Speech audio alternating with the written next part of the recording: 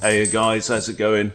I've got an over-the-board report for you from a game I played last night.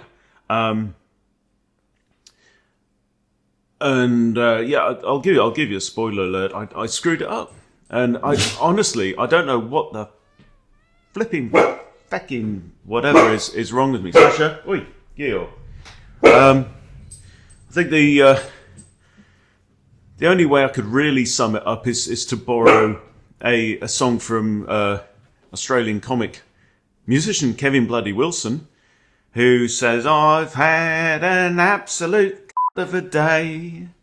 Everything that could go did go wrong. So if I'm allowed to use the word in a song, I've had an absolute of a day."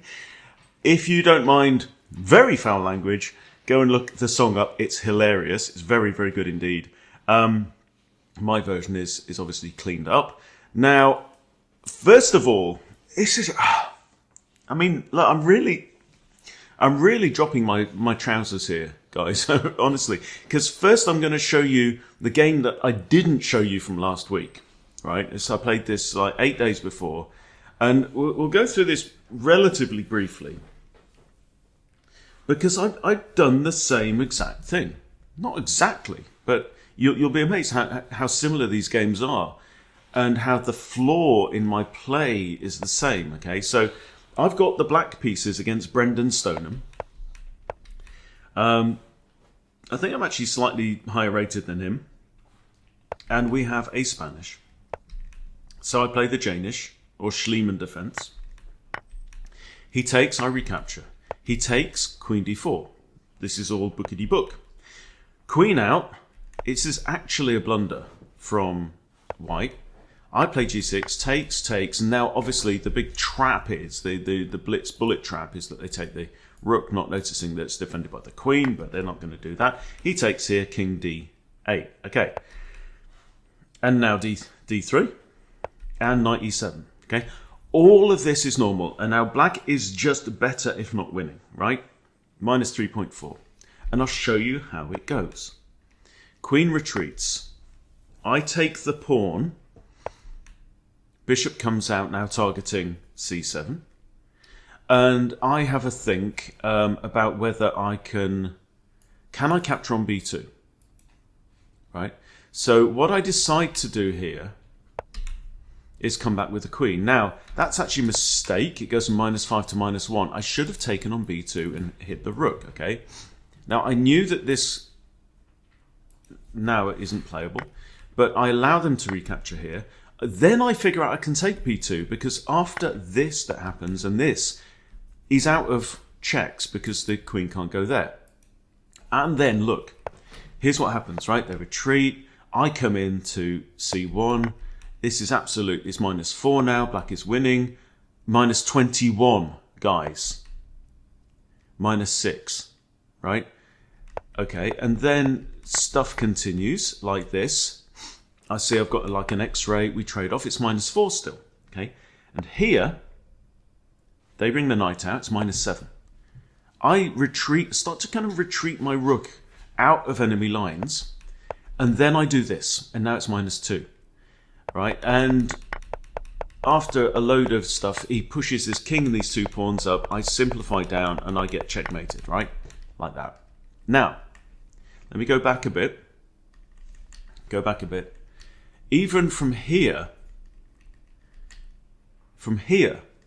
right, the best move was actually develop the bishop, right, defend the rook, maintain my occupancy of the g7, the g file, then get my other rook into play somehow, even manual castle, right? I didn't do that. I broke opening principles. I mean, literally opening principles, and there's no queens on the board. We're like in an ending, right? I could have kept this rook behind enemy lines, absolutely, even here, and developed this bishop to protect it, right? It's keeping the king at bay. It's occupying this whole 7th rank, right? So this was a complete failure to recognize what was critical in the position. I got a crushing advantage. I mean, at this point, I've practically won, right? And then I thought, okay, now I can relax, right? Now, now I can just sit back and the position will win itself. No. Best move actually here, knight f5. Bizarrely. And there's forced mates whatever happens, right? Their best option is here. Bishop takes, okay? I'll play you through the best line. Rook d1, apparently. Queen e4 check, okay? King's forced to here. Bishop h6 check, right? And it's going to be checkmate in 8 moves, right? But I didn't find it because I'm a complete fuckwit. Okay, anyway. Fast forward a week. Come with me and watch me shit the bed again. Kieran's rated over 1600 ECF, so he's higher rated than me, but only by about 60 points, okay? Guess what? We have a Spanish. Guess what? I play the Danish. We have the exchange variation. The knight takes, queen d4, queen out, g6, knight takes, bang. -3 practically for black. Takes, king d8. Stop me if you've seen this before. The exact same first 8 moves, right? d3, same again. Right now, what does Hunty do? Knight e7, correct. Okay, same first 9 moves, I do believe. Now we have something different. Bishop comes out. Here pinning the knight. And here, yours truly is in a commanding position, right? Now, yes, the knight is pinned. I can't take the queen. I'm a piece up for, I think, 1 pawn. No, I'm a piece up for 3 pawns. Okay, so material is technically equal.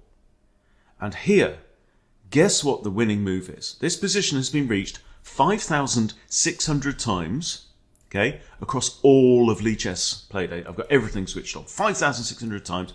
Black has won 69% of the games from this point, but hold my beer.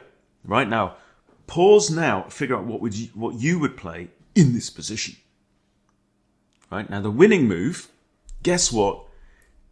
Queen takes b2. Queen takes b2, and then he's got to trade queens here. Okay? Attacks the rook, rook h6, re-attacking the bishop, right? -2.6. We've got material off the board. He's got an isolated pawn. We're up a piece, right? And this is a grindable endgame. I don't do it, do I? I saw this, and at this point I thought, I'm doing rather well here. I'm a piece up, I'm all right. Now, there's all kinds of things you can't do. Like, this is really tempting. But then bishop takes knight check, and after king or bishop takes, the rook falls, you see. So you've got to be very, very careful. And this knight ended up pinned. I will show you the end of the game. Right, so what did I do? I got greedy and started taking pawns here. Right? Because I thought, look, I've got this on the next turn anyway. Right? But, wait. I take the pawn, blunder. Knight comes out. Now I can't take that pawn. And I think, well, in for a penny, in for a pound. This is also terrible. Because now he long castles. And I'm now losing. I've gone from +3 to -3. -3 to +3. Okay? I had a really long think here. Because I'm expecting queen takes or rook take. And look, my king and queen are on the same thing, right? So I decide to try and trade off queens. He takes here with a rook. I block. He sacks the exchange here. I have to block with my knight. And then here I actually count that I've still got an extra piece. I've got more pieces than he's got. I'm actually like up a rook, right? But so I figure, look, I can summon more material. But after bishop takes, I mean, my king can't move here. The best move is queen takes e7, or else it's going to be a forced mate. Now rook takes, and I'm going to be down 2 pawns here. In fact, after that, I'm down 3 pawns, right? And this is completely lost. Okay, so let's get back to the critical position here. And again, I neglected to take the free pawn on b2. which would have been crushing, especially if he hadn't found this move. And what did I do? I don't know. I mean, you tell me why I'm such an absolute numpty. What's critical in the position? I mean, believe me, you can imagine the talk that I was giving to myself in the car on the way to the match, right? Because it was a away match as well, so I had a bit further to go, right? I'm saying treat every position on the board as though it's critical. Any position can turn the match, right? I've known this, I've taught myself this, I've gone over it a million times. Your civilian mind is so perfect, always being lied to. Name the song. Anyway, and I shit the bed again. Right? What's critical? Well, I'm up in material. My opponent's king isn't castled. My king can't castle. Right? Number one, I want to keep that king in the middle of the board. Right? Number two, I want to break his position. Here, I'm threatening the rook. You know, like again, if I take there, if he tries any nonsense with the bishop, again, exact same thing as we had in the last game, right? And I'm doing rather well. That might not be the best move. In fact, no, taking the free rook, you know, and I'm completely winning. But no. So I don't know what the hell is wrong with me. Why I decided that capturing here and opening up the centre, allowing my opponent to... I literally did not give it much... Did I... I don't know how long I took over that. By the way, the first... I've screwed it up and thrown it in the bin, right? Like the first 6 moves in this, right? The first few moves, he used like the first 15 minutes of his time for less than 1 minute of mine, because it was all theory for me. So I was already quarter of an hour up on the clock. But that move 10. No, I don't think I've played it quickly, but I played it too quickly. Because I didn't stop to consider. I thought I could back off, and you can't back off, and I'm a complete fuckwit. So, there you go. Gosh. I mean, if I could... Like, I get myself into these great positions, and then I kind of, ooh, okay, now I can freewheel from here. Take my hands off the bars and just freewheel. I don't know. I don't know what I need to do to fix this. Anyway, answers on a postcard. Let me know. Thank you for watching. See you later.